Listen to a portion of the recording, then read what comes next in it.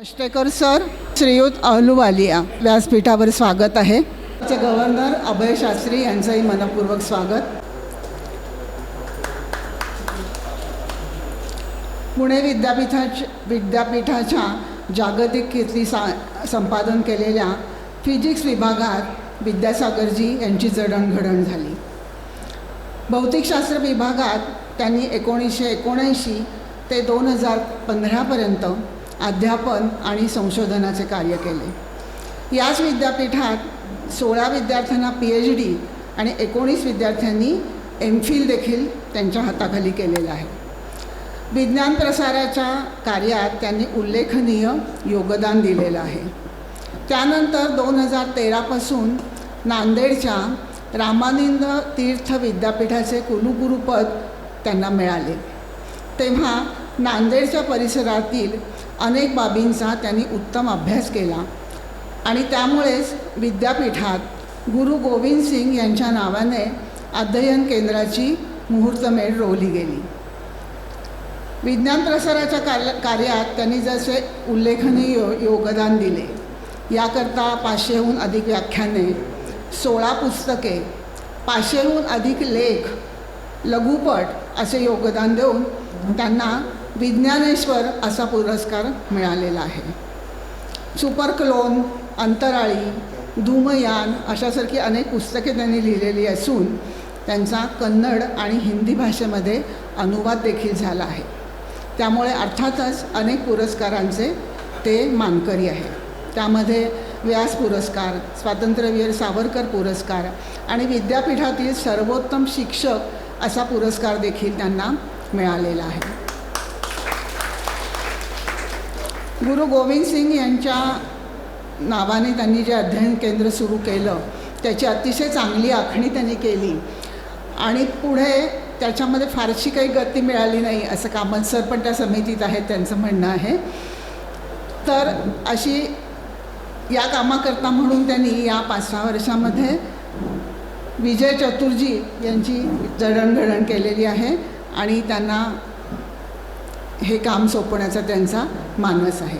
मी आता विद्यासागरजी यांना ग्रंथभेट देऊन त्यांचा सत्कार करावा अशी डॉक्टर कामत यांना विनंती करते.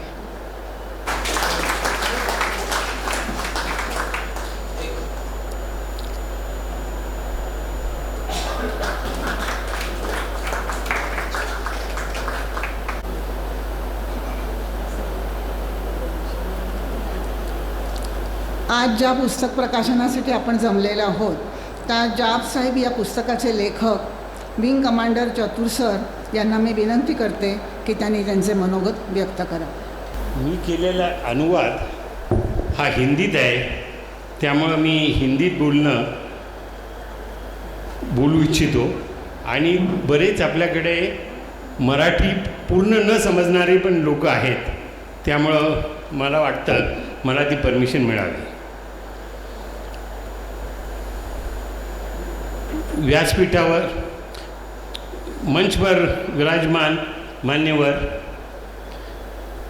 श्रद्धा और प्रेम भरे दिल से आए हुए मित्रों, मेरा सादर प्रणाम. पिछले 3-4 वर्षों से मैं गुरु गोविंद सिंह और उनके दशम ग्रंथ पर काम कर रहा हूँ और मैंने जफरनामा, बचित्र नाटक, चंडी दीवार और अब जाब साहिब इनका हिंदी गद्य और मराठी, इंग्लिश गद्य और मराठी या हिंदी कविता में अनुवाद किया हुआ है. अभी ये यात्रा कैसी थी, तो ये यात्रा जो थी 4 वर्षों की, एक काफ़ी रोमांचक, आनंददायी और उसके साथ प्रेरणादायी थी. ऐसा क्यों था? क्योंकि इस दौरान मुझे अपने भारत के महानायक, जिनको संत सिपाही भी कहा जाता है, गुरु गोविंद सिंह को एक जानने का बड़ा मौका मिला. सिख समाज ने भी काफ़ी आदर दिया. जाहिर तौर पर इसकी अपनी चुनौतियाँ, कठिनाइयाँ सब कुछ थी, लेकिन उसी समय ब्रह्मांड ने सुनिश्चित कर लिया था कि घटना घटे, काम हो, और काम होते गया। शायद गुरु कृपा का यह एक व्यावहारिक रूप हो, और संभवतः इस श्रृंखला का ये आखिरी अनुवाद है। अभी जाप साहिब का अनुवाद करना,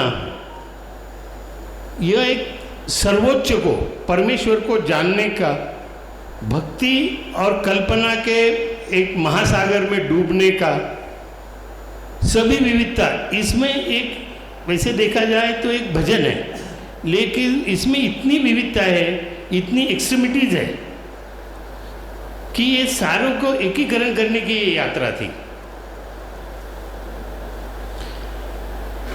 ये एक शक्तिशाली चुंबक है जो आपको खींच के लेता है, आपको पढ़ने को, गाने को मजबूर करता है। जाप का प्रचलित अर्थ है पढ़ना, दोहराना, मतलब जप करना, लेकिन इसके साथ तीसरा अर्थ यह भी है कि समझ के लेना। और ये तीसरा काम शायद मैं कर रहा हूँ, कर पाया हूँ। अभी गुरु गोविंद सिंह की ये रचना जाप साहिब है क्या? ऐसे तो ईश्वर का कोई चिन्ह, कोई रंग, कोई रूपरेखा, जात पात कुछ नहीं है। तो गुरु गोविंद सिंह ने ईश्वर के कार्यों के ऊपर उसको अनेक नाम देने की कोशिश की हुई है, और यह पूरी रचना इसी पर आधारित है। अभी ये जो कल्पना है, ये जो अवधारणा है, वो सारे सांप्रदायिक सिद्धांतों के परे है। गुरु गोविंद सिंह द्वारा वर्णित भगवान धर्म, जाति, पंथ, क्षेत्र, राष्ट्र के परे है। वो सर्वोच्च शक्ति है जो दिन दुखियों की परवाह करता है, दुष्टों का खंडन करता है, सभी को प्रदान करता है और कुछ भी अपेक्षा नहीं करता। वह सर्वव्यापी है और पारदर्शी है। इस रचना में काफ़ी तौर पर विभिन्न धार्मिक और सांस्कृतिक परंपराओं को शामिल किया गया है। इसका संपूर्ण रूप देखो तो एक ओंकार, जो सिखों में एक ओंकार, दैट मीन्स एक ईश्वर, वो कहा जाता है। उसी के आधार पर, उसी अवधारणा पर, उसी कल्पना पर ये सारी रचना है। इसका मतलब ये है कि फिर वही कि ईश्वर एक है, वो सर्वव्यापी है और निराकार है। और आज हम भी ये अपना समझ कर ले कि ये जो ईश्वर के बारे में हम बोल रहे हैं वो सबके लिए है, और इस समझ से हमको इस पुस्तक के पास या इन जनरल देखने में काफ़ी आसानी हो जाती है। अभी क्या खाली ये आध्यात्मिक किताब है? तो नहीं, इसमें बहुत साहित्यिक सुंदरता है।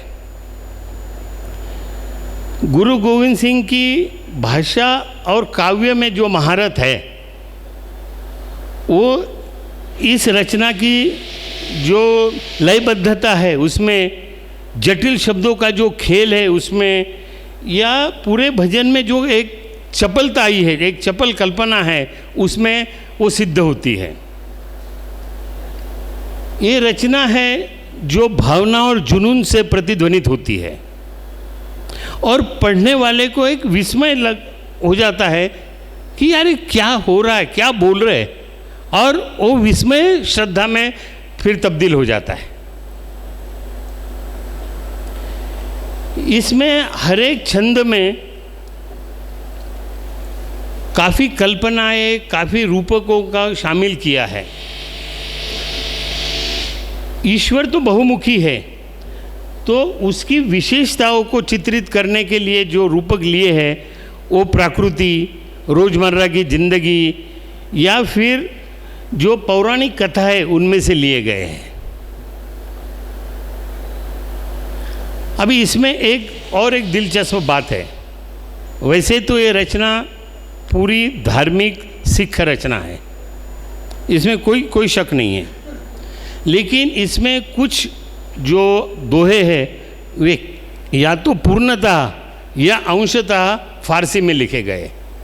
तो आप जब पढ़ते हो आपको एकदम अचरज हो जाता, अरे ये क्या हुआ। और मेरे जैसे को उनका काव्य में अनुवाद करना काफ़ी मुश्किल काम हो जाता है।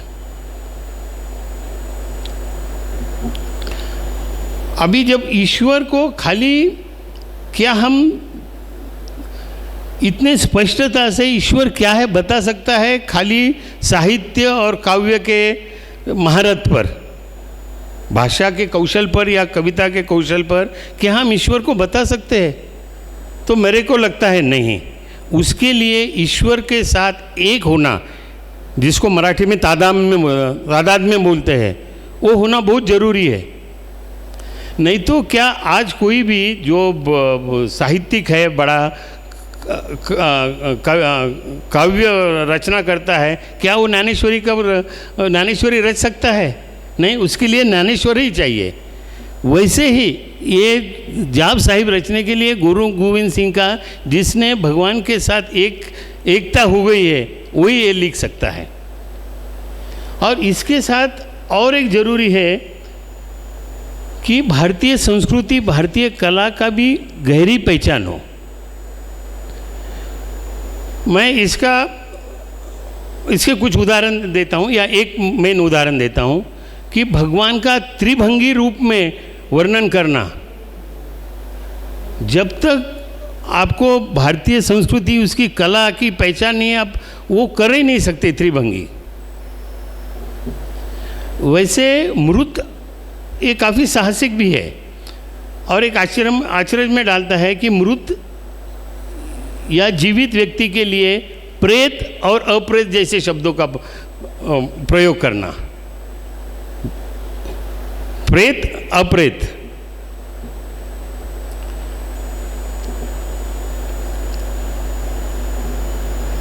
अभी और इसमें साहस आगे इतना आता है, दिलचस्पी, कि गुरु गोविंद सिंह जब कहते हैं कि ईश्वर वेद और कुरान जैसे पवित्र ग्रंथों के भी परे है, मतलब वेद और कुरान को भगवान क्या है समझ में नहीं आया है।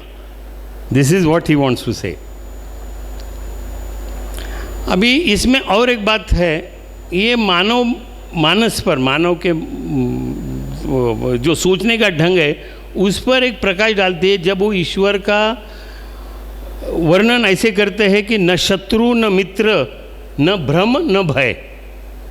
मतलब हमको ईश्वर या तो शत्रु लगता है या मित्र लगता है, या तो वो भ्रम लगता है या उससे डर लगता है, बट वो बोलता है ईश्वर इसमें से कुछ भी नहीं है। अभी ईश्वर पारलौकिक भी है, मतलब इस संसार के परे भी है, और अंतर्निहित भी है, मतलब संसार के अंदर भी है। ये जो विरोधाभास है ये पूरे भजन में आते रहता है।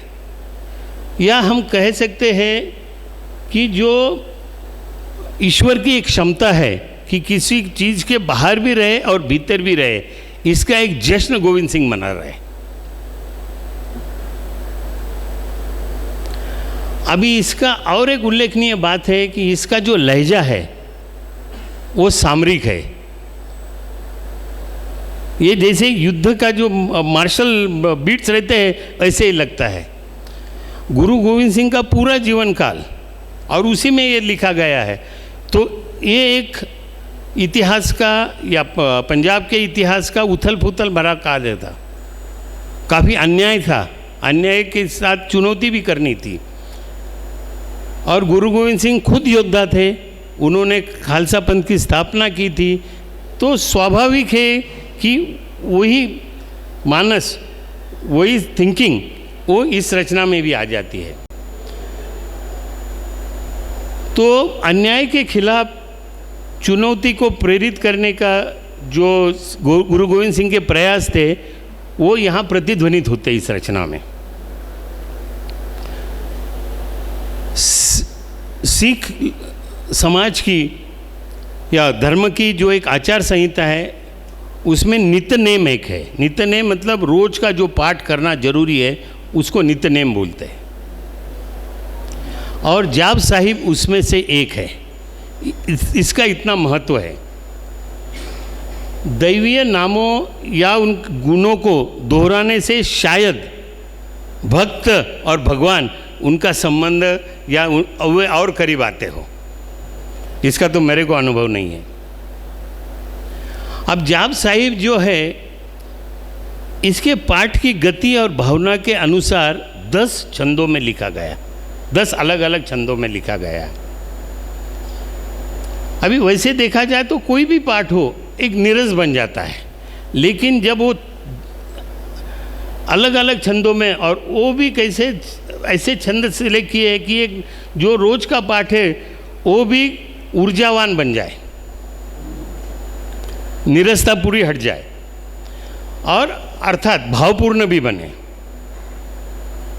मैंने जो अनुवाद किया है वो जिस छंद में वो ओरिजिनल दोहे है उसी छंद में किया है, मतलब समश्लोकी है। अनुवाद के स्वाद को, मूल स्वाद को बनाए रखने के लिए जहाँ हो सके मैंने मूल शब्दों को रखा है। दरअसल कुछ जगहों पर तो मूल शब्दों को रखना यह वो छंद की जरूरत भी हो जाती है। अभी हम इस रचना के कुछ छंद देखेंगे। छपई छंद है फर्स्ट। छपई छंद का एक ही दोहा इसमें है, और वो दोहा पहला दोहा है, प्रथम दोहा है। इस दोहे में हम कह सकते हैं कि जाप साहिब का पूरा सारांश, पूरा मतलब इसमें आ जाता है। और वो इस तरह, चक्र चिन्ह अरु वर्ण जाति अरु पाति नहीं जिन, मतलब चक्र चिन्ह जाति पाति जिसकी नहीं है, अरु रंग अरु रेख भेष को न कह न सकत कीन। ईश्वर का क्या रेश, क्या भेष है, क्या रूप है, क्या रूप रेखा है, क्या रंग है, कोई नहीं बता सकता। अचल मूरत अपूर्व प्रकाश अमित बलधारी, लेकिन Amit Baldhari, immeasurable strength he has. कोटि इंद्र के इंद्र, भद्र के भद्र भारी। त्रिभुवन भूप, त्रिभुवन का भूप है, राजा है। अच्छा, ये त्रिभुवन कौन से? सुर नर असुर। त्रिभुवन भूप सुर नर असुर, नेति नेति बन तृण कहत। अभी यहाँ पर उपनिषद आ गया, नेति नेति। नेति नेति कौन कह रहा है? लेकिन बन तृण कहत, मतलब ट्रीज एंड जो ग्रास है, जिसको पेड़ पौधे हम बोलते हैं, वो बोल रहे हैं कि नेति नेति, ये भगवान नहीं है। त्रिभुवन भूप सूर नर असुर, नेति नेति बन तृण कहत। तुम सब नाम कथई कौन, तुम्हारे सारे नाम कौन बोल सकता है? कर्म नाम कथन सुमति करत, तुम्हारे कर्म नाम मैं बताता हूँ। अभी दूसरा जो है वो भुजंग प्रयास छंद है। सुवंदे प्रणामे समस्ते विनाशे, इजी। सुवंदे जो ऑलरेडी रिवियर्ड है उसको मेरा प्रणाम है। समस्ते विनाशे, सबका विनाश आप ही करते हो। अजीते अनामे समस्ते निवास है, सब में आपका निवास है। अकामे प्रदीप्ते, डिजायरलेस, सेलेशियल, प्रदीप्त। समस्ते स्वरूपे, हर एक रूप में आप सेलेशियल हो। कुकर्मे प्रनाशे सुधर्मे प्रदीप्ते, कुकर्मे प्रनाशे, डिस्ट्रॉयर ऑफ सिंस। सुधर्मे जो राइट पाथ है, धर्म का जो मार्ग है, उसको आप इल्यूमिनेट करते हो, वो दिखाते हो। सुवंदे प्रणामे समस्ते विनाशे, अजीते अनामे समस्ते निवासे, अकामे प्रदीप्ते समस्ते स्वरूपे, कुकर्मे प्रनाशे सुधर्मे सुदीप्ते। अब अगला छंद है चाचरी छंद। अभी देखो एक एक शब्द में कैसा गुरु ईश्वर का वर्णन करना है। ईशान है, महान है, अनंत है, महंत है, खत्म, 4 लाइन। ईशान मतलब परमेश्वर, ईशान है, महान है, अनंत है, महंत है। अगला छंद है चरपट छंद, ये मार्चिंग सेना को रिप्लिकेट करता है। अचल राजे अटल साजे, अखिल धर्मे अलख कर्मे। इन शॉर्ट एकदम, अचल राजे मतलब जिसकी सत्ता स्थिर है, अटल साजे जिसका जो साज है, जिस ऑर्नामेंट्स है वो भी परमानेंट है। अखिल धर्मे, अखिल विश्व धर्म है जिसका, इनका धर्म सभी के लिए है। अलख कर्म है, लेकिन इनके कर्म जो है वो अदृश्य है। अटल राजे, अचल राजे अटल साजे, अखिल धर्मे अलख कर्मे। अगला जो छंद है वो है रुआल छंद, रुआल छंद। नाम काम विहीन, नाम मतलब नाम विहीन, काम मतलब डिज़ायर, काम विहीन, देखत धाम ही ना ही जाई। जैसे देखो तो उनका धाम भी नहीं, कोई घर भी नहीं है। सर्वमान सर्वत्र मान, सदैव मानतता ही। फिर भी तेरे को सर्वमान, सर्वत्र मान, सदैव मान। एक मूर्ति अनेक दर्शन, कृत रूप अनेक। एक ही मूर्ति है लेकिन अनेक रूप है उसके, अनेक दर्शन है, कृत रूप अनेक, और ये सारे रूप आपने ही बनाए हुए हैं। खेल खेल दुरूह खेलत, खेलते खेलते आप एकदम सबसे और डिस्ट्रॉइंग ऐसा गेम खेलते हो, खेल खेलते हो। खेल खेल दुरूह खेलत, अंत में फिर एक। नाम काम विहीन देखत, धाम ही नाही जाही। सर्वमान सर्वत्र मान, सदैव मानतता ही। एक मूर्ति अनेक दर्शन, कृत रूप अनेक। खेल खेल दुरूह खेलत, अंत में फिर एक। अगला छंद है भगवती छंद है। कि अफऊल गुनाह है, कि शाहान शाह है, कि कारण कुनिंद है, कि रोजी दिहिंद है। ये जो ओरिजिनल फारसी में मैं बोल रहा था ना, ये वो दोहा है। जो मैंने अभी पढ़ा वो फारसी का था, अभी इसका जो हिंदी में अनुवाद किया है वो कुसूर क्षमाशील है, बनैन रूप सुभूप है, कि कार्य कर तार है, कि रोज अन्नदान है। समझने में काफ़ी आसान है ये। अभी अगला छंद है रसावल छंद। अनंगे अनामे, अनंगे मतलब जिसका देह नहीं है, अनंगे अनामे नाम नहीं है। त्रिभंगी त्रिकामे, मैं जो त्रिभंगी बोला था ना, इट इज़ बेंड 3 टाइम्स। अब जैसे कहीं भी जाओ, एलोरा अजंता कहीं भी जो भी मूर्तियाँ देखते हो 3 जगह बेंड हुई आपको दिखेगी भगवान को जहाँ दर्शाया गया।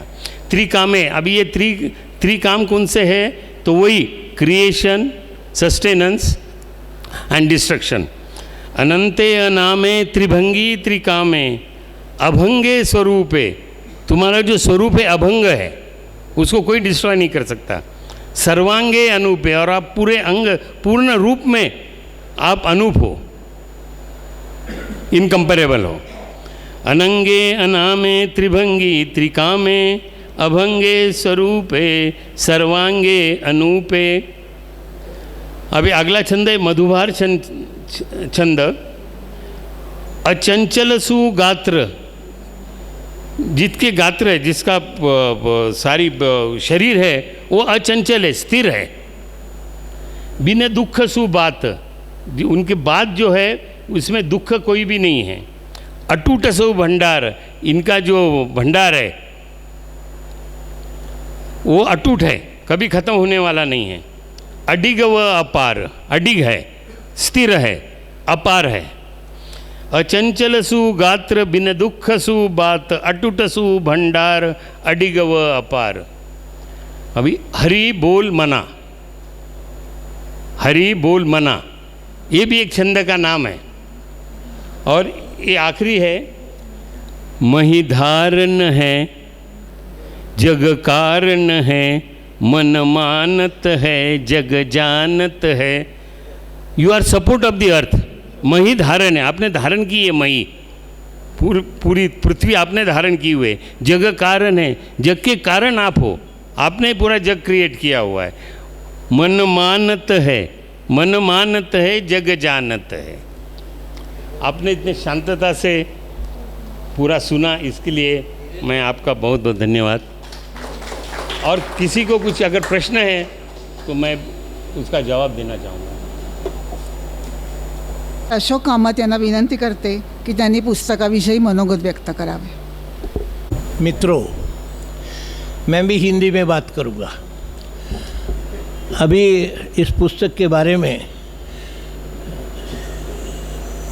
काफ़ी बताया गया, उसमें दो एक बातों का उल्लेख ज़रूरी है, ये मैं करना चाहूँगा।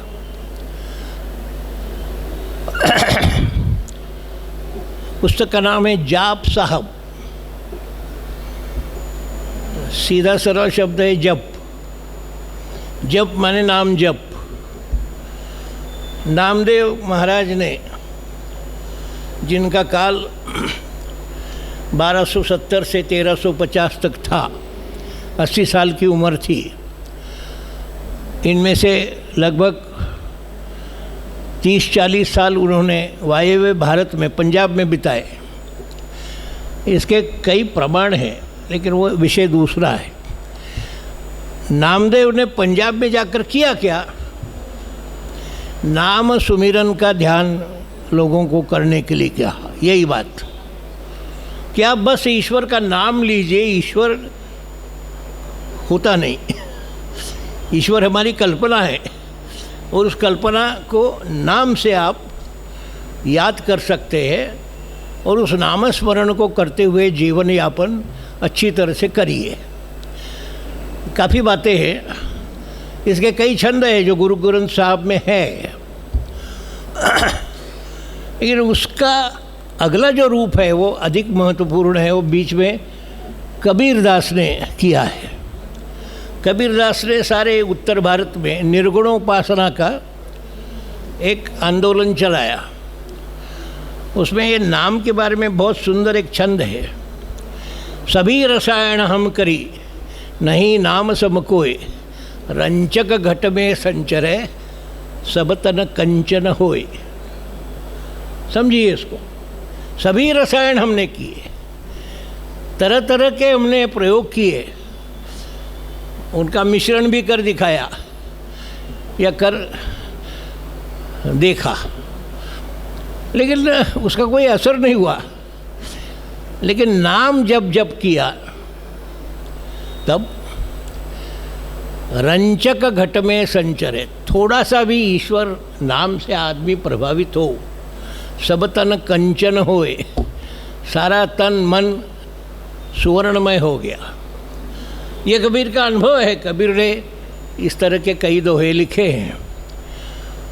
उसके बाद संत मत माने निर्गुण उपासक संतों की एक लहर उत्तर भारत में चल पड़ी, जिसमें कई है।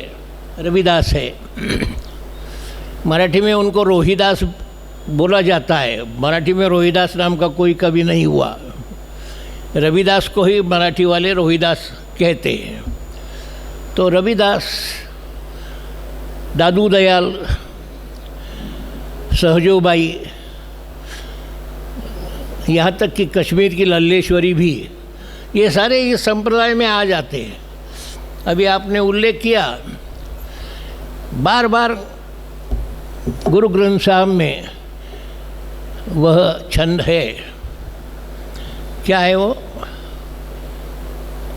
अजूनी शैवम, अजूनी शैवम, अभी तक वो पूरा नहीं हुआ है। क्या है वो? एक ओंकार, ओंकार स्वरूप ईश्वर है। बस इतनी सी बात अगर आप जान लेते तो हिंदू और सिखों में कोई फर्क नहीं है, ध्यान में आ सकता है। सिख मूल मंत्र है सिखों का, एक ओंकार। जिसका आरंभ गुरु ग्रंथ साहब का इससे हो जाता है। नानक देव की पुस्तक है जपू जी। क्या है जपू जी? और ये है जाप साहब। इसमें एक सूत्र है कि नामदेव ने नामस्मरण का महत्व बताया। सिखों के पहले गुरु, आदि गुरु नानक देव ने जपू जी नाम की पुस्तक लिखी। जप का महत्व बताया, नामस्मरण का महत्व बताया। कबीर ने भी वही धारा चलाई है। और आज भी ये जो पुस्तक हुई, ये कब की पुस्तक है? ये 1700 के आसपास की पुस्तक है। 1708 में चले गए दशम गुरु। ज़रा सोचिए, शिवाजी का काल 1680 से पहले है। गुरु गोविंद सिंह का काल 1666 में शुरू होता है और 1708 में नांदेड़ की नगरी में गोदा तट पर उन्होंने चिर विश्राम किया। उनकी हत्या भी मुसलमानों ने की। कई बातें हैं इस पुस्तक के साथ, कई बातें जुड़ी हुई है। शिवाजी का जो अधूरा रहा कार्य किसने पूरा किया? मेरा उत्तर है गोविंद सिंह ने पूरा किया। गुरु गोविंद सिंह उत्तर में थे, इसलिए औरंगजेब यहाँ से उत्तर में 17 साल नहीं जा सका। 17 साल छोड़े। एक सम्राट जिसने अपने सारे बाल बच्चों तक को मार दिया है और वो सम्राट बना बैठा। ये एक अजीब बात है। नगर में रहा, नगर को उन्होंने उसी इलाके को नाम दिया बहिष्ट। बहिष्ट यानी स्वर्ग। स्वर्ग मानकर वहाँ रहा नगर में, और वहीं फिर स्वर्गवासी भी हो गया। खुलताबाद में उसकी कब्र है। मुझे ये बताना है कि 17 साल जो शिवाजी के राज को मिटाने के लिए आया था, उसने शिवाजी के पुत्र का, संभाजी का तो बहुत निर्गुण पद्धति से वध किया, हत्या की। और उसके बाद वो 17 साल यहाँ रहा। कैसे रहा? क्यों नहीं गया उत्तर में? कभी सोचा है आपने? इसका एक उत्तर है गोविंद सिंह।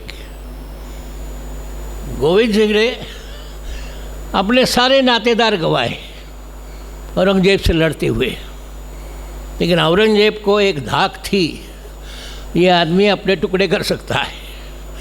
उत्तर में गया नहीं, ये मेरा कहना है।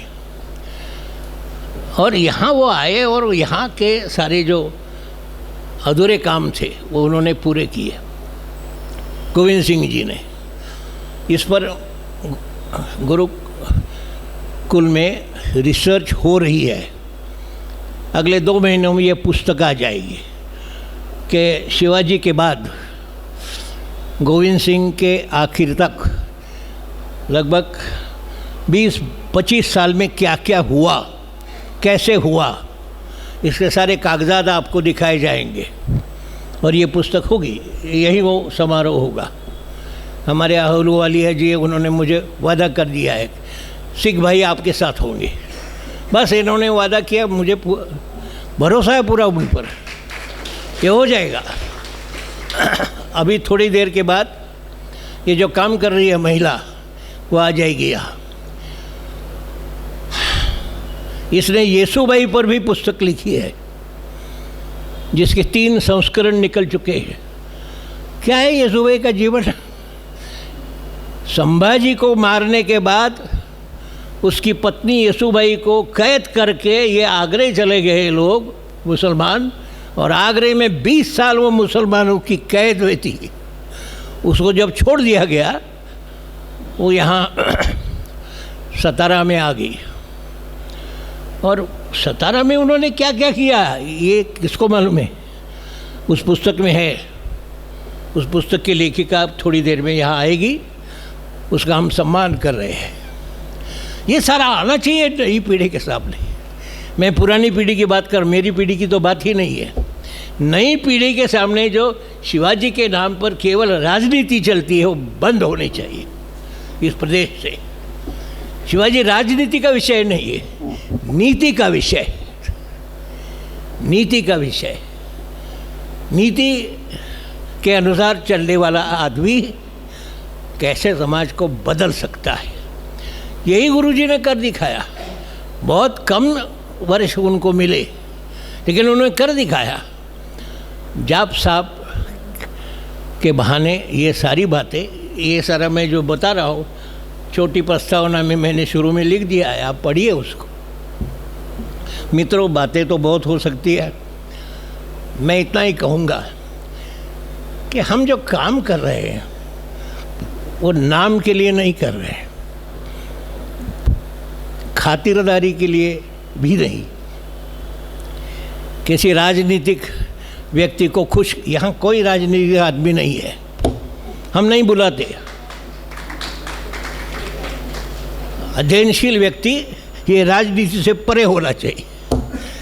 राजनीति का आदमी आ गया तो पहली पंक्ति में बैठ सकता है, लेकिन उसको ये जगह नहीं मिलेगी। हमारा ये पक्का उसूल है, हमने ये सारा वर्षों से वहाँ यूनिवर्सिटी में बैठे थे 22 साल, वहाँ भी किया और अगले जो 22-25 साल है उनमें भी कर रहे हैं, और जितना बचेंगे तो और भी लड़ेंगे। ठीक है मित्रों, मैंने जितनी बातें बताई जा सकती थी बताई। मैं इतना ही कहूँगा, नांदेड़ यूनिवर्सिटी के जो आजकल कुलगुरु आए हैं, आए क्या नहीं आए? हाँ, उनका कोई आया है प्रतिनिधि? नांदेड़ का विद्यापीठ का कोई प्रतिनिधि आया है क्या? नहीं, छोड़ दीजिए। मैं इतना ही बताना चाहता हूँ, जो नांदेड़ का विद्यापीठ आज तक नहीं कर पाया वह काम गुरुकुल करेगा। मैं उस कमेटी में आपके साथ था, आपके कारण ही था। 200 करोड़ रुपए मोदी ने उसके लिए देने की घोषणा की थी, है ना? 25 करोड़। 25 करोड़ कोई थोड़ी लागत नहीं। मुझे पैसों की ज़रूरत नहीं है, मैंने सोचा कि एक आदमी तैयार करना चाहिए, ये आदमी होए। इस आदमी के कारण शिवाजी और गोविंद सिंह का अध्ययन जैसे होना चाहिए नई पीढ़ी के सामने, वो हो सकता है। पूना में बैठकर हो सकता है, नांदेड़ जाना आना होगा और ये होगा, होकर रहेगा। मान लीजिए ये शुरू हो गया है और चतुर साहब को आगे ये काम करना है। मैंने उनको 7-8 साल से इस काम में लगा दिया है। उन्होंने भरसक कोशिश करके क्या किया है आप देख सकते हैं। अगले काम और अच्छे होंगे जो नई पीढ़ी को नई दिशा देंगे, इसकी बहुत ज़रूरत है। शिवाजी कोई सेना का विषय नहीं है। शिवाजी राजनीतिक कुर्सी पर बैठने के लिए उपयोगी विषय नहीं है। शिवाजी सामान्य मनुष्य को लेकर आगे बढ़ते रहने के लिए जो संतों ने किया काम, वह शासन में रहते हुए भी कैसे कर सकते हैं, इसका नमूना है। यहाँ अष्टेकर जी बैठे हुए हैं, मुझे बड़ा गर्व है ये कहते समय। हमने ज्ञानियों के लिए ज्ञानेश्वरी ज़रूर तैयार की, बहुत अच्छी ज्ञानेश्वरी है, देखिए। ऐसा काम अगर कोई, आप जोशी ज़रा मुझे बताइए जाने से पहले कि कोई प्रकाशक ऐसा काम कर सकता है क्या? आप सबसे बड़े प्रकाशक है मराठी के, उत्कर्ष बुक सर्विस। ऐसा काम हमने कर दिखाया है। और इन्होंने क्या किया? दलितों के लिए, मुसलमानों के लिए, उनकी मदद से मराठवाड़ी ज्ञानेश्वरी तैयार की। मतलब वो जिस तरह की भाषा बोलते हैं, टूटी फूटी हिंदी, उस भाषा में वो पुस्तक है। और वो पुस्तक मुसलमान भाइयों की मदद से ही उसके संस्करण हुए हैं और होते रहेंगे। ये सब हो सकता है और हमने कर दिखाया है। अप्पा ने उसको एक नया रूप दिया है। इनके पुत्र भी इस काम में है। छोड़िए, हम काम कर रहे हैं, आप हमारा साथ दे रहे हैं। अभी हम जिस काम के लिए यहाँ आए थे वो सफल हुआ है, क्योंकि इतनी संख्या में आप आए हैं और अब तक बैठे हैं। मैं अगली कार्यवाही के लिए, देखो ये हमारी नई बहन खड़ी है, अब तक एक बहना यहाँ थी, वो है, उसके साथ ये नई बहन खड़ी गई है। आइए, ये अवकाश प्राप्त अध्यापिका है, हुजूरपागा, पुणे। यानंतर मुख्य कार्यक्रम पुस्तक प्रकाशनाकडे आपण वळूया। मी मान्यवरांना विनंती करते की त्यांनी पुस्तकाचे प्रकाशन करावे।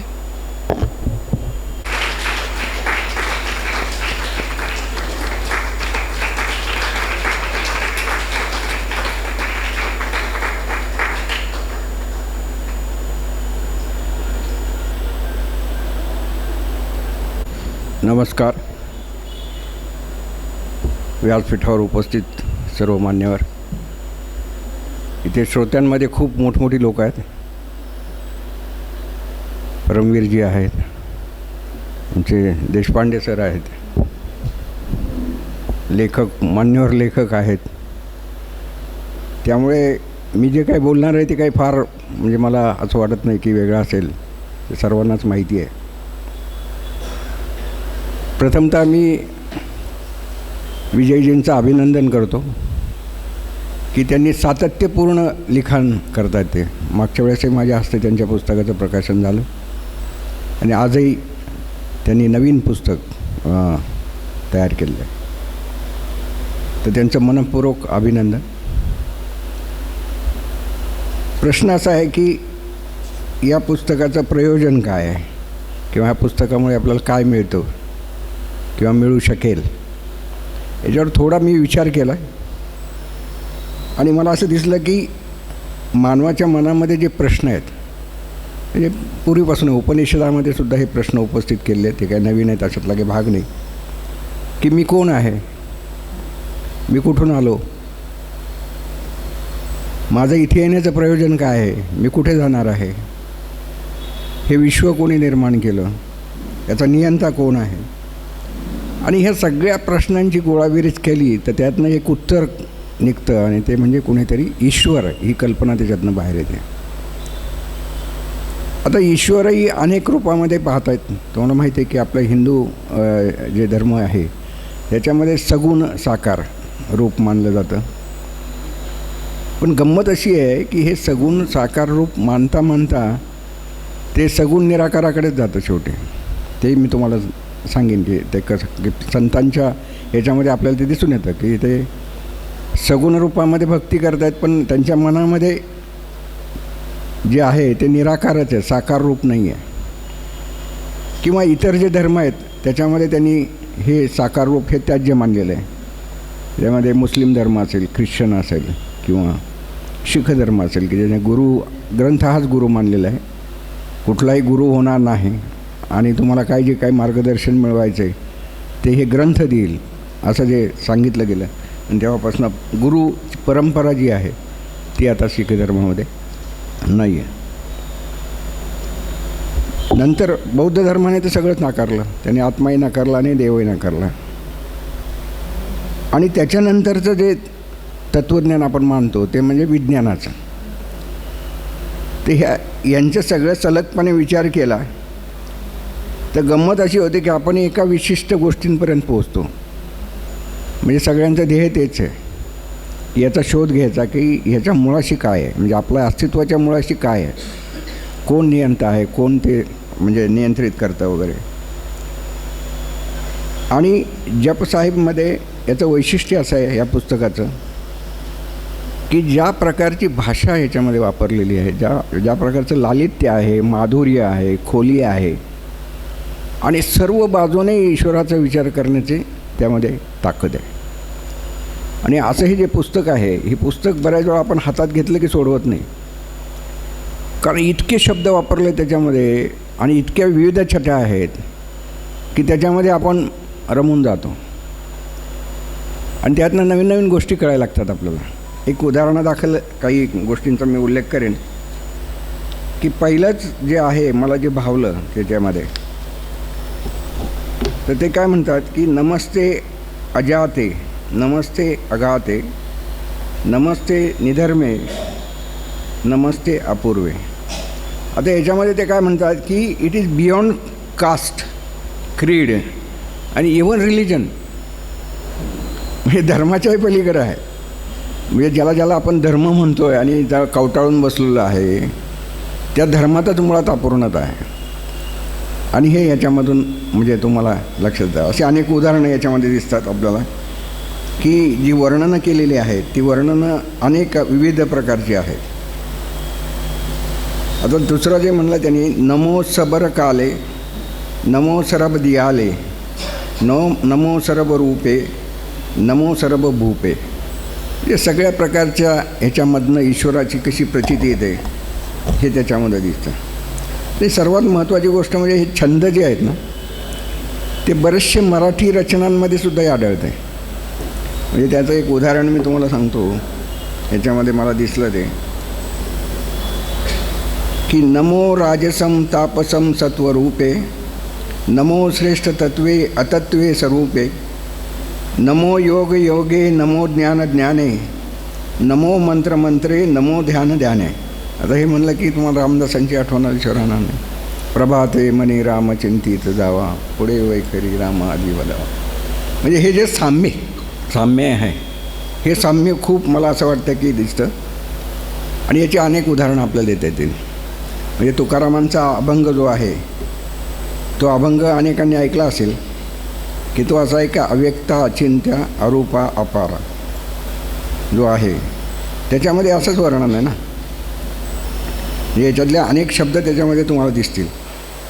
अव्यक्ता अचिंत्या अरूपा अपारा, अनंता अक्षरा आदिमूर्ती, आनंदा अभेदा सुखकंदा स्वानंदा, अच्युता निर्द्वंद्वा आत्मरूपा, निस्संग अमला दयाळा कोमळा, आद्यंती सकळा तू चित्राता.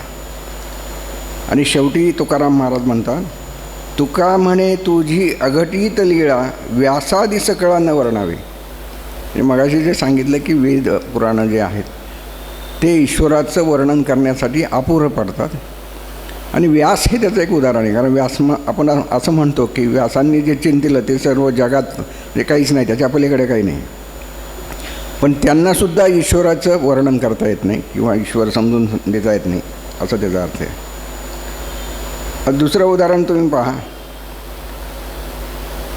की ज्ञानदेव काय म्हणतात की तुझं सगुण म्हणो की निर्गुण रे,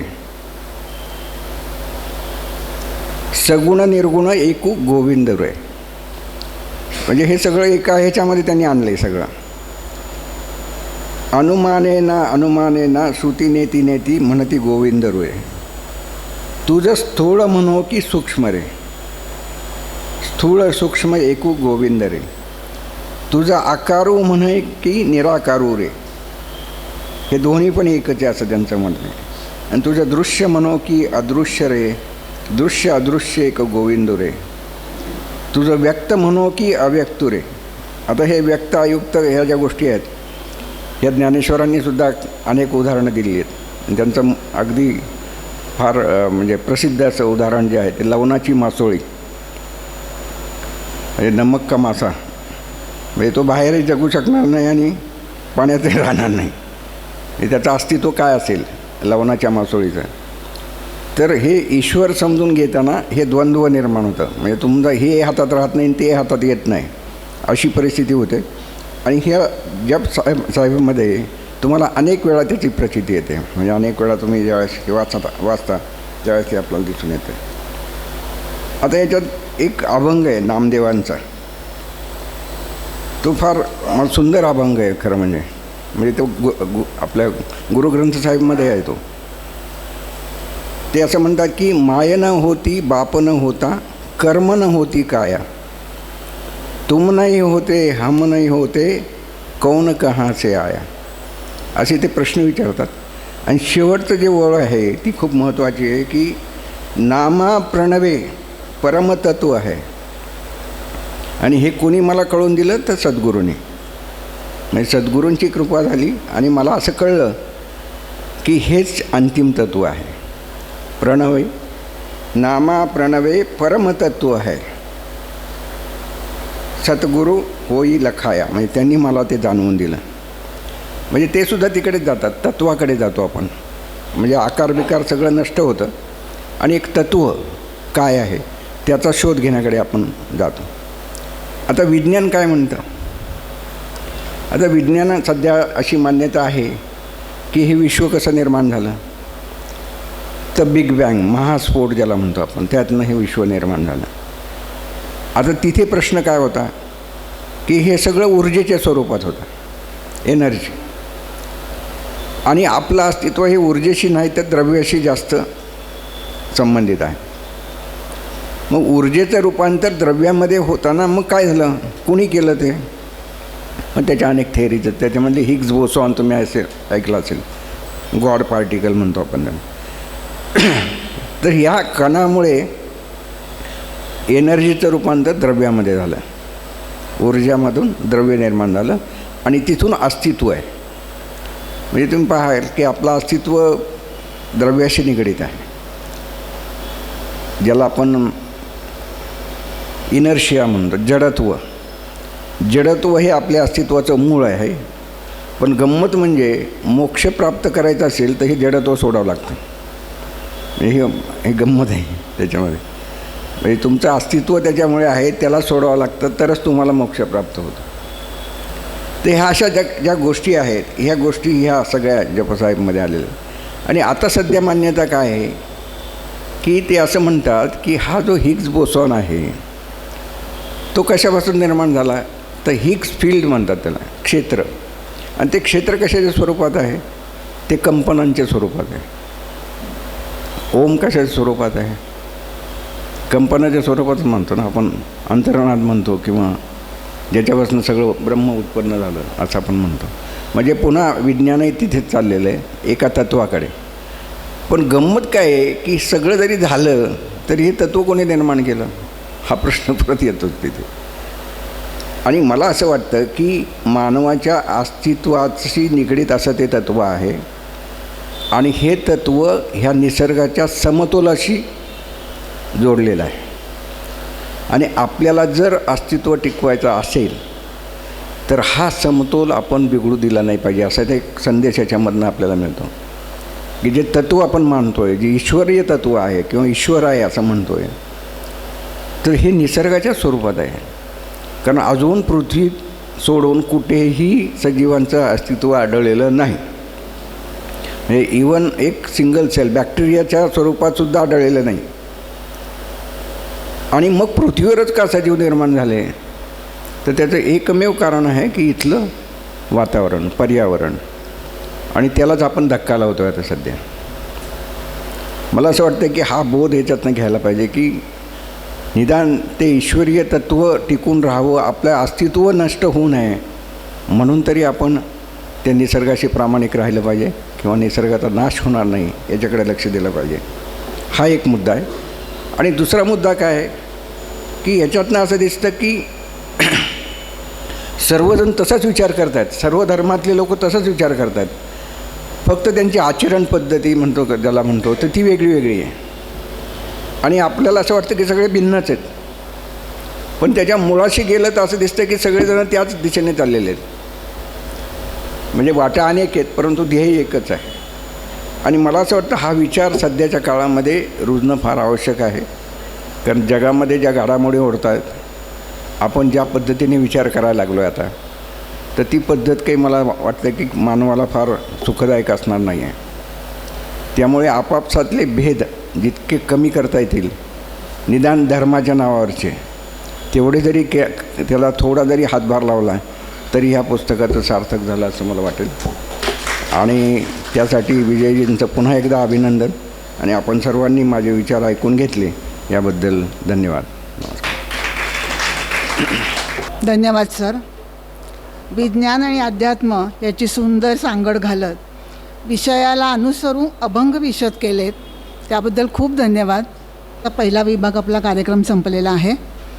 यानंतर कार्यक्रमाच्या दुसऱ्या विभागाकडे आपण जात आहोत. या कार्यक्रमामध्ये श्रीमती सुलभा राजीव या आलेल्या आहेत.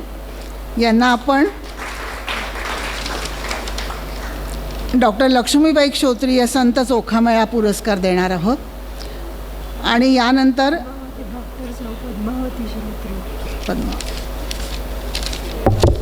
डॉक्टर सौ पद्मावती क्षोत्रिय सॉरी. आणि श्री आबा गायकवाड हे हिंदीचे सर आहेत. त्यांना विनायकराव जोशी पुरस्कार गुरुकुलतर्फे देण्यात येणार आहे. सर्वप्रथम मी सुलभा राजीव यांचा थोडा परिचय करून देते. सुलभा राजीव या जळगाव जनता सहकारी बँकेतून सेवानिवृत्त झालेल्या आहेत आणि नंतर त्यांनी लेखनाला बरीचशी सुरुवात केली आहे. साधारणपणे त्या ऐतिहासिक लेखन जास्त करतात. डॉक्टर आनंदीबाई जोशी यांच्या जीवनावर आनंदमयी नाटक त्यांनी लिहिलं आणि त्याच्यामध्ये भूमिका देखील केली आणि त्यांना त्याच्याबद्दल पारितोषिक देखील मिळालेलं आहे आणि त्या नाट्यलेखनालाही प्रथम पुरस्कार मिळालेला आहे. त्याप्रमाणेच पंडिता रमाबाईंवर समर्पिता, रौधो कर्वे यांच्यावर वादळातील दीपस्तंभ अशी आणि येसूबाईंवर अशी ऐतिहासिक पुस्तकं त्यांनी लिहिलेली आहेत. त्यांचा अभ्यास खूप दांडगा आहे त्याबाबत आणि या सर्व पुस्तकांना पुरस्कार देखील मिळालेले आहेत. जळगाव येथे कॅन्सर सपोर्ट ग्रुपमध्ये त्या काम करतात. स्वतःच्या आजारावर मात करून कॅन्सरवर आन्सर असं पुस्तक त्यांनी लिहिलेलं आहे आणि सध्या त्यांची तब्येत बरी नाही आहे. त्यांचे औषधोपचार चालू आहेत तरी देखील लेखन कार्यात खंड पडलेला नाही आहे. ही खूप अभिमानाची गोष्ट आहे. त्याबद्दल एकदा टाळ्या वाजवूया आपण.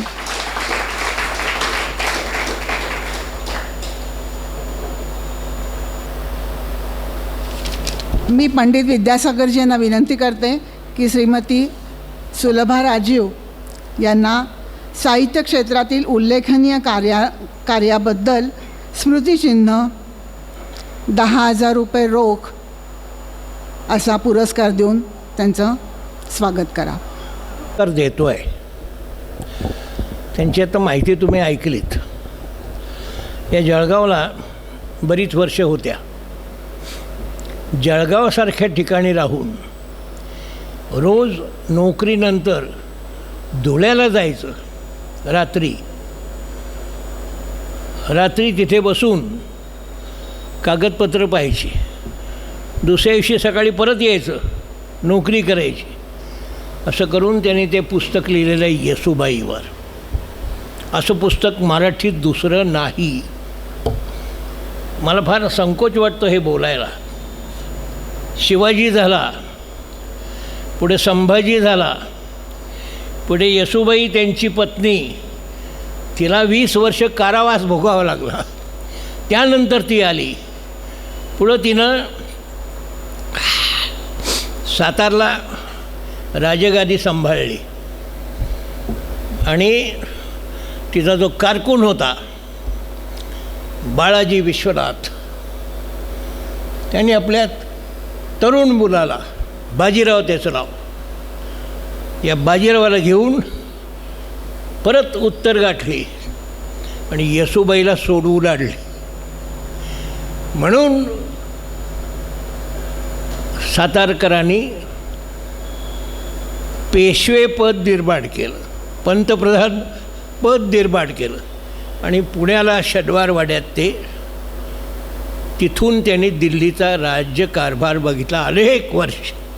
कोण या इतिहासाकडे पाहतो? तुम्हाला फक्त जातीच्या चष्म्यातून पाहायचं आहे. हे जातीयवादाच्या पलीकडची गोष्ट आहे. त्यांचं पुस्तक वाचलं की तुम्हाला लक्षात येईल. आता ते जे पुस्तक लिहितं ते अधिक महत्त्वाचं आहे माझ्या दृष्टीनं, की शिवाजीनंतर गोविंद, मगाशी मी म्हटलं काय झालं सगळं महाराष्ट्रात, त्यावर त्या लिहित आहेत. आपण बावळट लोक आहोत. ज्यांनी तुमच्या राजाच्या चिंधड्या केल्या त्याची पूजा करताय जाऊन तिथं. त्याच्या नावाने ताजमहाल बांधताय तिथं त्या रायगडावर. अगदी हास्यास्पद आहे सगळं. बघा तुम्ही जरा जाऊन काय केलं आहे म्हटल्या माणसाने मूर्खपणा तो. या बाईंच्या पुस्तकामुळे तरुण पिढी पेटून उठेल आणि असं भलतंच काहीतरी कोणी याच्यापुढं करणार नाही याची काळजी घेईल अशी मला खात्री आहे. आत्ता त्या अतिशय दुर्धर अशा आजाराची झुंज देत आहेत आणि तरी हे काम करतायत. आम्ही जाणीवपूर्वक हा पुरस्कार त्यांना देतो आहोत. जीवट असा शब्द आहे हिंदीमध्ये, जीवट. अशी एक काम करण्याची उर्मी की त्यांची जागी राहावी कायम, म्हणून हा पुरस्कार आम्ही त्यांना प्रदान करतो आहोत. अशी माणसं अभ्यासकात, प्राध्यापकात, विद्यापीठात नाहीत. हे खरे विद्यापीठामध्ये असले पाहिजेत लोक. हिच्या पुढे काही दिवसात इथे एक मोठा कार्यक्रम होईल. ही जी अशी विद्यापीठामध्ये प्रतिष्ठित असली पाहिजेत माणसं, त्यांना आम्ही विद्यावाचस्पती देणार आहोत. आम्ही देणार आहोत पदव्या. हे विद्यावाचस्पती आहेत. असो, त्यातले त्या एक आहेत. त्यांचं काम तोपर्यंत होईल मला खात्री आहे. अशी माणसं फार कमी असतात आणि असतात की सर्वसामान्य माणसाला दिसण्यासाठी असे कार्यक्रम करायचे असतात. मला फार आनंद आहे की त्या पुरस्कारासाठी आता ते केमोथेरपी घेऊन आलेले आहेत. हा पुरस्कार स्वीकारतील आणि परत कामाला लागतील. सोपं नाही हो हे. अशा माणसांना, तरुण माणसाने त्यांच्या पायावर डोकं ठेवलं पाहिजे आणि पुढची वाटचाल केली पाहिजे. मी अधिक बोलत नाही. मला अतिशय आनंद आहे. दुसऱ्या पुरस्काराविषयी आताच सांगतो. आबा गायकवाड हे एका शाळेमध्ये शिक्षक आहेत.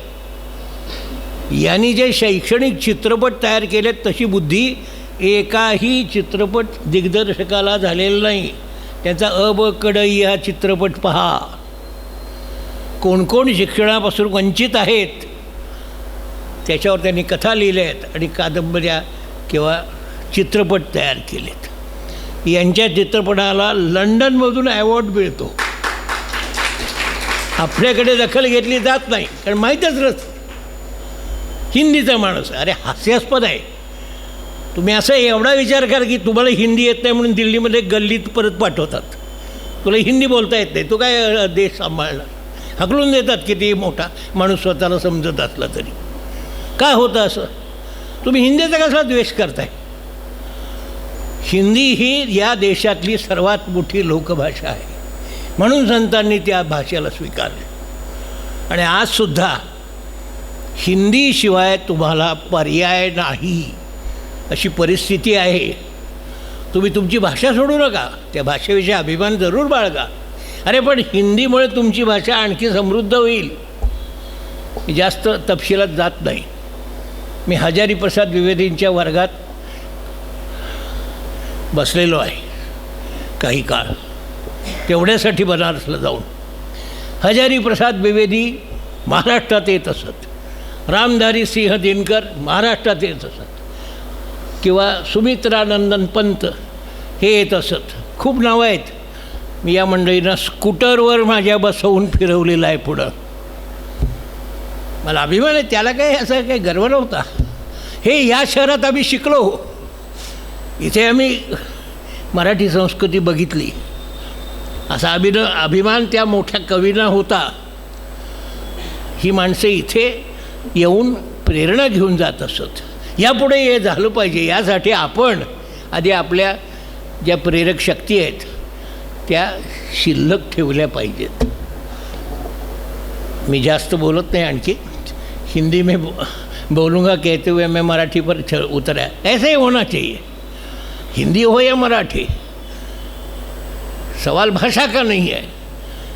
सवाल अपने मन को दूसरे के मन से जोड़ने का है.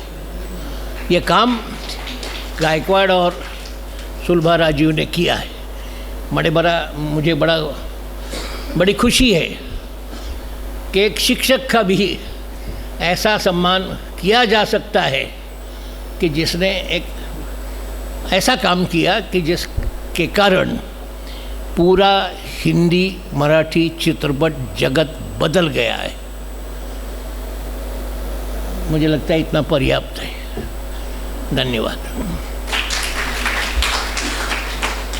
सुलभा राजीव यांना स्मृतिचिन्ह, 10,000 रुपयाचा चेक आणि श्रीफळ असा पुरस्कार प्रदान करण्यात येत आहे.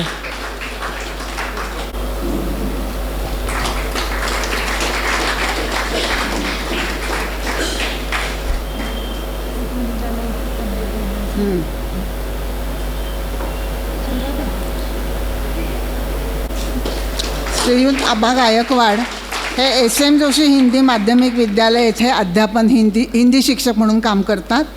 वीरवाणी हिंदी पत्रिकेचे संपादन त्यांनी केले आहे. राष्ट्रभाषा हिंदी परीक्षेसाठी देखील त्यांचं काम चालू आहे. महाराष्ट्र शासनाचा सर्वोत्कृष्ट लेखन पुरस्कार त्यांना मिळालेला आहे. राज्य आणि जिल्हास्तरीय आदर्श शिक्षक पुरस्कार पण त्यांना मिळाला. आणि करता अंधश्रद्धेला मूठ माती, पण लक्षात कोण घेतो, साक्षर होऊया अशा मालिकांचं लेखन त्यांनी केलेलं आहे. आणि TV साठी अंतर्दाह, उमंग, शेगावीचा योगी गजानन अशा अनेक मालिका त्यांनी लिहिलेल्या आहेत. त्याबद्दल सर्वोत्कृष्ट चित्रपट लेखन पुरस्कार पण त्यांना मिळालेला आहे. त्यांना विनायकराव जोशी पुरस्कार गुरुकुलतर्फे देण्यात येत आहे. त्यामध्ये पण स्मृतिचिन्ह आणि 10,000 रुपये रोख असं त्याचं स्वरूप आहे.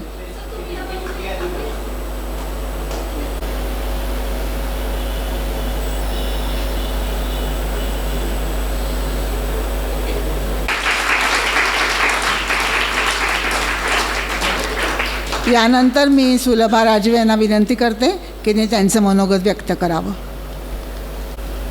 सध्या मला एक रोज प्रश्न पडतो, तो म्हणजे तोंड कुठपर्यंत धुवायचं. डोक्याचं पार छप्पर उडालेलं आहे. केमोथेरपी नुकतीच 3री पूर्ण केली आणि आज मात्र ह्या पुरस्कार समारंभाला यायचंच असं मनापासून ठरवलेलं होतं. त्याच्यामुळे आवर्जून आले या ठिकाणी. माननीय व्यासपीठावरील विंग कमांडर माननीय श्री चतुर साहेब, माननीय कामत सरांचा भक्कम पाठिंबा, कामत वहिनी, डॉक्टर पंडित विद्यासागरजी, अहलौवालिया, गुरुकुल प्रतिष्ठानचे कार्याध्यक्ष अप्पासाहेब अष्टेकर आणि गुरुकुल प्रतिष्ठानच्या म्हणजे सगळं काम करणाऱ्या माझ्या सहकारी शुभदाताई तसंच आरतीताई, या ठिकाणी आज आवर्जून उपस्थित असलेले माननीय श्री भुरके सर, उत्कर्ष प्रकाशनचे सुवा जोशी सर, आपणा सर्वांना मी मनपूर्वक धन्यवाद देते, मनपूर्वक प्रणाम करते. नंतर भुरके ताई पण आलेले आहेत, त्यांनाही मी मनपूर्वक प्रणाम करते. अजूनही प्रेक्षकात मला भरपूर सगळेजण ओळखीचे आहेत. सगळ्यांचा मी मनपूर्वक आभार मानते, धन्यवाद देते. आजचा हा पुरस्कार गुरुकुल प्रतिष्ठानने मला दिला ह्याबद्दल मी त्यांचं मनपूर्वक आभारही मानते. खरं तर एरवी सलग 1.5 तास किंवा त्याच्यापेक्षा जास्त काळ व्याख्यानाला मी उभी असते. आज मात्र थोडीशी कॅन्सरमुळे थोडीशी कमी असल्यामुळे मी 1.5 ते 2 मिनटामध्ये माझं मनोगत व्यक्त करणार आहे. त्याबद्दल मला माफी करावी. आजचा हा पुरस्कार मी माझे यजमान माननीय श्री राजीव कुलकर्णी यांना समर्पित करीत आहे. त्याचं कारण माझ्या आजच्या ह्या सगळ्या जेवढी मी पुस्तकं लिहिली, आनंदीबाई असोल, रमाबाई, रधो कर्वे, पंडिता रमाबाई यांच्यावरती, किंवा येसूबाई असेल, शंकराजी नारायण, मोरोपंत पिंगळे, शंकराजी, नंतर वर्गीस कुरियन, या सगळ्यांच्या ह्याच्या पाठीमागे माझा नवरा श्री राजीव ह्याचा भला भक्कम पाठिंबा मला असायचा आणि त्याचमुळे मी आजपर्यंत इथपर्यंत येऊन पोहोचलेली आहे. ह्याची मला मनपूर्वक जाणीव आहे. आणि ती जाणीव राहीलसुद्धा. आजच्या या ठिकाणी कामत सरांनी मला एक मोठी जबाबदारी दिलेली आहे आणि अर्थातच माझ्या या पुरस्कारामुळे माझी ती जबाबदारी वाढलेली आहे ह्याची मला मनःपूर्वक जाणीव आहे, राहील. आणि त्या जबाबदारीला मी अर्थातच योग्य प्रमाणे त्याला मनःपूर्वक न्याय देण्याचा मी प्रयत्न करणार आहे आणि न्याय देणारच आहे ह्याची सगळ्यांनी कृपया खात्री बाळगावी.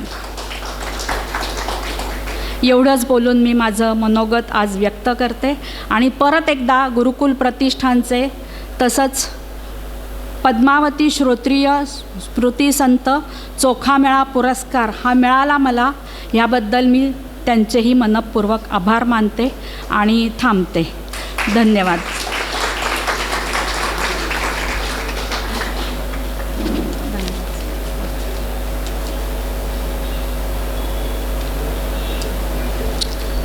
धन्यवाद सुलभाताई. यानंतर मी श्रीयुत आबा गायकवाड यांनाही मनोगत व्यक्त करण्याची विनंती करते. व्यासपीठावरील उपस्थित ऋषितुल्य आमचे आदरणीय पिताश्री, गुरुकुलचे सर्वे सर्वा, ज्यांच्या तालमीत आम्ही तयार झालो, आमची जडणघडण झाली, ते आदरणीय डॉक्टर अशोक कामत सर, आमच्या मातोश्री, ज्यांच्या प्रेरणेने आम्ही सतत काम करत राहिलो, त्या आदरणीय कामत मॅडम, आमच्या मार्गदर्शिका, खास या कार्यक्रमासाठी उपस्थित असणाऱ्या हिंदी विद्यालय संकुलच्या आदरणीय गिडवाणी मॅडम, ज्यांच्यासोबत आत्ता मी कार्य करतो, त्या विद्यालयाच्या प्रधानाचार्या आदरणीय गौतम मॅडम, व्यासपीठावरील सर्व मान्यवर, अष्टेकर सरजी, विद्यासागर सरजी.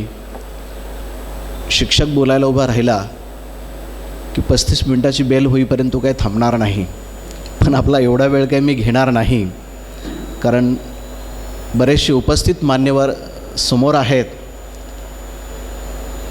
ज्यांची सातत्याने मला प्रेरणा असते. प्रत्येक घटनेला किंवा प्रत्येक चांगल्या उपक्रमाला न विसरता मला फोन करणारे आदरणीय आमचे वैद्य सर इथे समोर आहेत, ज्यांच्या मार्गदर्शनाखाली आम्ही काम करत राहिलो. आणि सर्वात आनंदाचा क्षण, ज्यांच्या नावाने हा पुरस्कार आज मला इथे दिला जातो, ते आदरणीय जोशी सर. एक उत्तम शिक्षक म्हणून ते कार्यरत राहिले आणि एका उत्तम शिक्षकाच्या नावाने दिला जाणारा पुरस्कार तो मला मिळावा, यासारखा दुसरा भाग्याचा क्षण असू शकत नाही. गुरुकुल आणि आमचं अत्यंत जिव्हाळ्याचं आणि वेगळं नातं आहे. जसं आई मुलाच्या पाठीवरती थाप टाकून शाबासकी देते, तसा हा गुरुकुलचा पुरस्कार मला वाटतो. म्हणून माझ्या दृष्टीने महाराष्ट्र शासनाच्या पुरस्कारापेक्षाही हा पुरस्कार सर्वात मोठा वाटतो. गुरुकुल नाही, ते आचार्यकुल आहे. आमचं तीर्थक्षेत्र तिथे आहे आणि आम्ही सर्व साधक आहोत. आणि जेव्हा जेव्हा आम्हाला आठवण येते तेव्हा दर्शनासाठी आम्ही तिथे प्रत्येक क्षणाला हजर असतो. म्हणून एक जिव्हाळा त्या ठिकाणी निर्माण झालेला आहे. आम्ही काय केलं की इथपर्यंत आम्ही पोचलो? तसं आम्ही काही नाही केलं, ते आमच्याकडून करून घेतलं. त्याची प्रेरणा ही डॉक्टर अशोक कामत सर आहे. आत्ता तुम्ही बिग बॉस पाहायला लागले.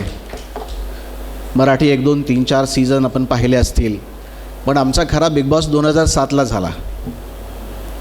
घटना अशी होती,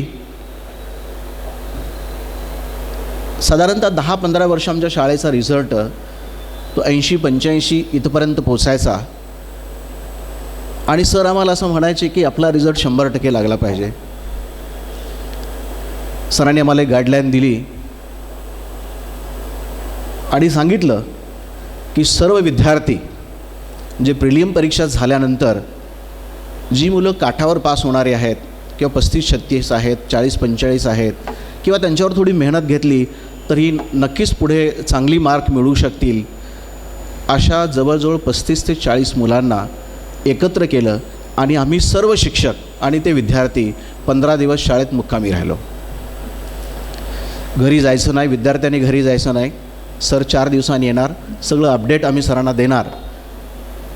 आणि त्याचा इम्पॅक्ट इतका सुंदर झाला की त्या दिवसापासून सलग आम्ही हे निवासी शिबिर घेत राहिलो आणि विद्यालयाचा रिझल्ट 100% आजपर्यंतही कायम आहे. शिबिरातून जाताना मुलं अक्षरशः गळ्यात पडून रडायची. तो जो जिव्हाळा शिक्षक आणि विद्यार्थ्यांचा निर्माण झाला तो आम्ही आमच्या आयुष्यात कधी विसरू शकत नाही. तो खरा पुरस्कार आहे. म्हणून आज आम्ही तुमच्यासमोर उभा आहोत. या पुरस्कारासाठी माझी निवड केली त्याबद्दल गुरुकुल प्रतिष्ठानचे मी अत्यंत मनापासून अभिनंदन करतो, शतशः ऋण व्यक्त करतो. मगाशी अबक चित्रपटाचा उल्लेख झाला. अर्थात 2005चा जो ज्ञानरचनावाद आहे त्याच्यामध्ये असं सांगितलं गेलं की कौशल्यावर आधारित काहीतरी मुलांना दिलं पाहिजे आणि हा चित्रपट म्हणजेच कौशल्य विकसनाचा एक मोठा भाग होता. त्या चित्रपटाची लाईन अशी होती की एक स्मशानभूमीत राहणारा 12-13 वर्षाचा मुलगा आपल्या छोट्या 8-10 वर्षाच्या बहिणीला शाळेत घालायचं यासाठी धडपड करतो आणि त्याच्याकडे पैसे नाही आहेत, जगण्याचं दुसरं साधन नाही आहे. तर ज्या डेड बॉडी स्मशानभूमीत येतात त्या स्मशानभूमीवरती ज्या तिरडीवरती त्या प्रेताला झोपवलं जातं त्याचे जे बांबू आहेत ते बांबू तो काढतो, ते नदीच्या पाण्यात स्वच्छ धुतो आणि छान छान त्याच्या छोट्या एक कामठ्या तयार करून त्याचं एक आकाशकंदील बनवतो. नंतर पूजा अर्चा करताना त्या प्रेताच्या बाजूला जी मडकी फोडली जातात ती सगळी मडकी तो जमा करतो, त्याची छान छान एक माती तयार करून त्याच्या एक पंथी तयार करतो. बॉडीवरती जे मांजरपाटाचं कापड अंथरलेलं आहे त्या कापडाचं तो कॅनव्हास तयार करतो आणि त्या कॅनव्हासवरती तो चित्र बनवतो. आणि दिवाळीच्या उत्सवामध्ये ते आकाशकंदील, त्या पंथी, ते पोस्टर्स या सगळ्यांची तो विक्री करतो आणि त्याच्यातून जो पैसा त्याला उभा राहतो तो आपल्या लहान बहिणीचं शिक्षण उभं करतो. अशा गोष्टी जेव्हा इंडियन पॅनोरामध्ये हा सिनेमा गेला त्यावेळेस इतर राज्यांनी, इतर देशांनी या चित्रपटाचं भरभरून कौतुक केलं. पण हे माझं श्रेय नाही आहे, हे सगळं सरांचं श्रेय आहे. हे सगळं त्यांनी आमच्याकडून करून घेतलं म्हणून आम्ही हे सगळं करू शकलो. पुन्हा एकदा आपणा सर्वांना मी नतमस्तक होतो, विनम्र अभिवादन करतो आणि उपस्थित मान्यवरांना खूप खूप धन्यवाद देतो. थँक्यू.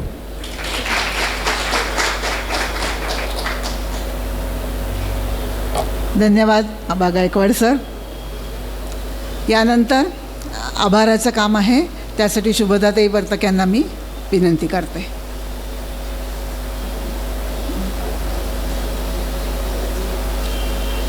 सर्वांना माझा नमस्कार. आभार प्रदर्शनापेक्षा मी आनंद प्रदर्शन करू इच्छिते, कारण व्यासपीठावरील मान्यवर आणि आपण बसलेले सगळे श्रोते आणि इतका सुंदर आजचा कार्यक्रम झालेला आहे.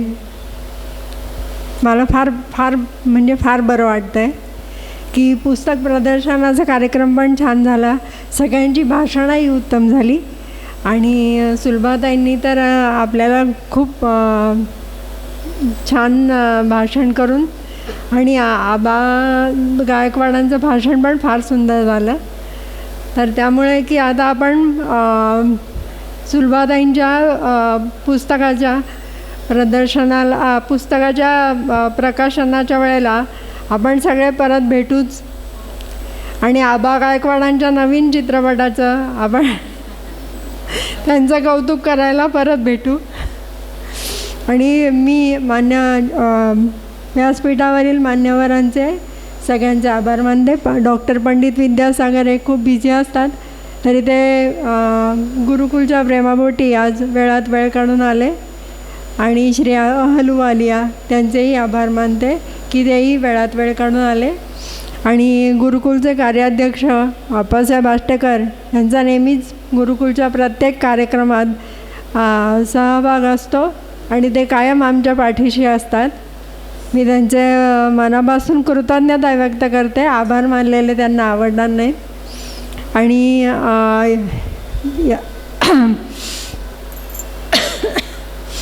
योगेश देसाई आणि त्यांचे सहकारी हे कायम आपल्या मदतीसाठी तत्पर असतात तसेच ते आजही आहेत, त्यांचेही मनपूर्वक आभार.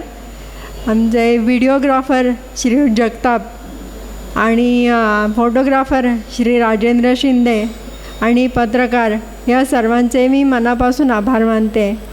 आणि सगळ्यात शेवटी आपण सर्व इतक्या मोठ्या संख्येने या कार्यक्रमासाठी आलात. सुरुवातीला थोडा पाऊस पडला तरीही आपण सगळेजण मोठ्या संख्येने आलात. आपल्या सगळ्यांचे मनापासून आभार.